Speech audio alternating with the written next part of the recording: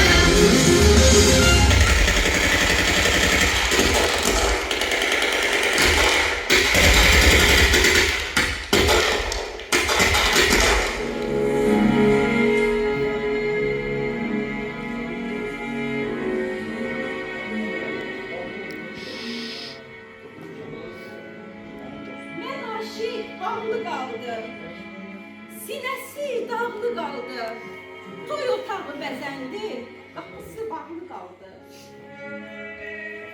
Şəhidəm, ölmərəm bir, torpağa dönmərəm bir, ürəklərdə yaşaram, canlıyam, ölmərəm bir. Mən aşiq ifi qaldı, sinədə közü qaldı, ürəyində min arzu, dilində sözü qaldı.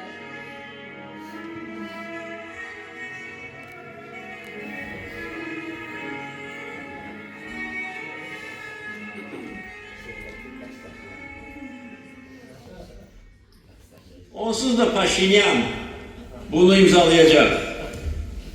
Biz onu mecbur ettik. Ancak onu hansısa bağlı bir yerde, kapalı bir yerde, kameralardan uzak bir yerde, korkakcasına, namercesine imzalayacak. Öz hoşuyla bunu imzalamır. Bunun hesabına imzalayır. Demir yumruğun hesabına.